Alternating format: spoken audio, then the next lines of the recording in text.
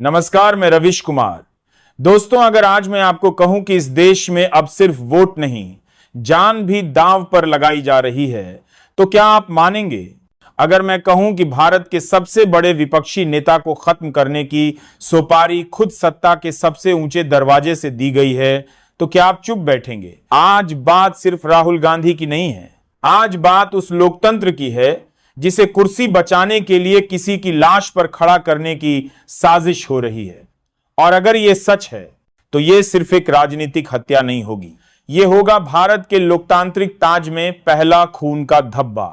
दोस्तों, आज सुबह दिल्ली की सियासी गलियों में हल्की हल्की फुसफुसाहट शुरू हुई। कुछ बड़ा होने वाला है, राहुल गांधी को लेकर बड़ी खबर आने वाली है।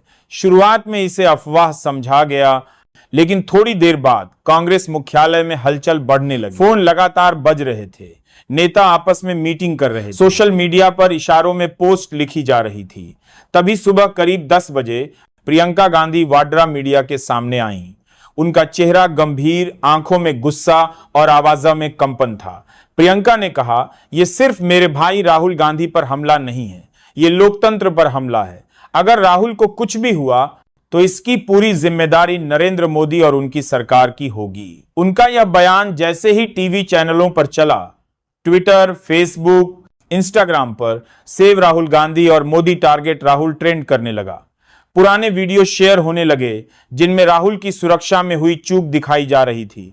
सुबह 11 बजे कांग्रेस अध्यक्ष मल्लिकार्जुन खड़गे संसद के बाहर प्रेस कॉन्फ्रेंस में उतरे। उनकी आवाज में गुस्सा और चुनौती दोनों थे। मोदी जी, सत्ता के लिए आप कितना नीचे गिरेंगे? राहुल गांधी ने किसानों, युवाओं और गरीबों के लिए आवाज उठाई, तो क्या इसका जवाब उनकी जान लेकर देंगे? यह देश आपका साम्राज्य नहीं है कि जो आपके खिलाफ बोले उसे खत्म कर दें। खड़गे के बयान के बाद माहौल और गर्म हो गया। कांग्रेस ने दावा किया कि खुफिया सूत्रों से उन्हें पता चला है राहुल गांधी की बढ़ती लोकप्रियता से बीजेपी परेशान है। उनकी यात्राओं, जनसभाओं और भाषणों से जनता का मूड बदल रहा है। इसी डर से कांग्रेस के मुताबिक प्रधानमंत्री ने कुछ लोगों को राहुल गांधी को रास्ते से हटाने की सुपारी दी है। ये आरोप बेहद गंभीर हैं।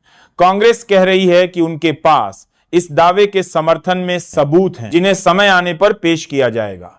बीजेपी की तरफ से कोई आधिकारिक बयान नहीं आया, लेकिन पार्टी के कुछ नेताओं ने ऑफ रिकॉर्ड कहा, यह कांग्रेस का ड्रामा है।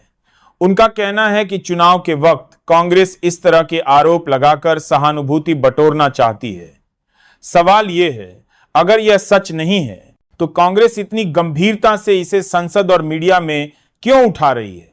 दोपहर 1 बजे संसद में कांग्रेस सांसद नारेबाजी करने लगे, राहुल गांधी की सुरक्षा करो, सोपारी सरकार मुर्दाबाद। हंगामा इतना बढ़ गया कि लोकसभा की कार्यवाही 2 बार स्थगित करनी पड़ी। राज्यसभा में भी खड़गे और पीयूष गोयल के बीच तीखी बहस हुई।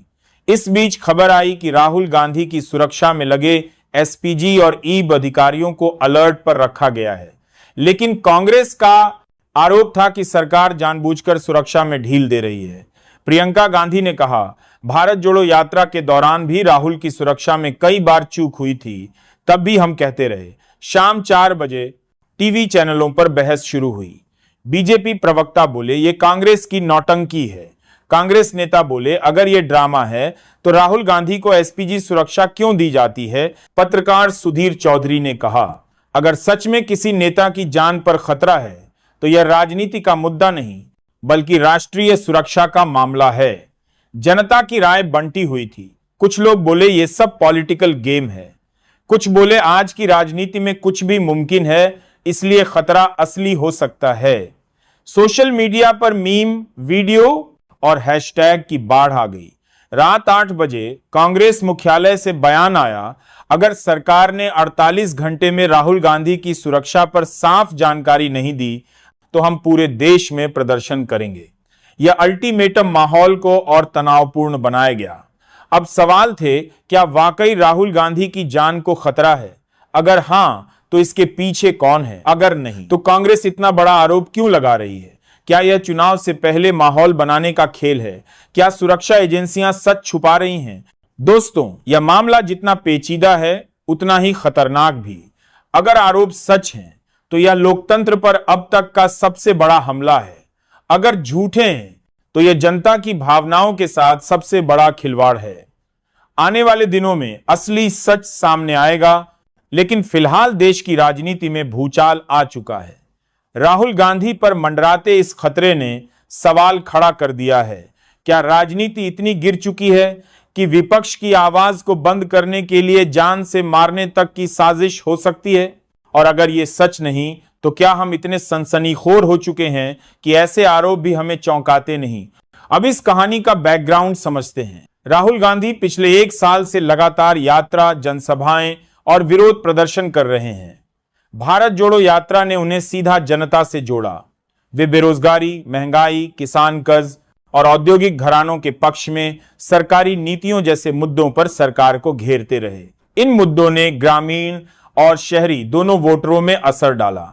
कई राज्यों में कांग्रेस की रैलियों में भीड़ उमड़ने लगी, जिससे बीजेपी के अंदरूनी सर्वे में खतरे की घंटी बज गई। इसके अलावा राहुल ने कई बार पीएम मोदी पर सीधा हमला किया, जिसमें उन्होंने अडानी मुद्दा, राफेल सौदा और चुनावी बांड का जिक्र किया। बीजेपी इन आरोपों को झूठा कहती रही।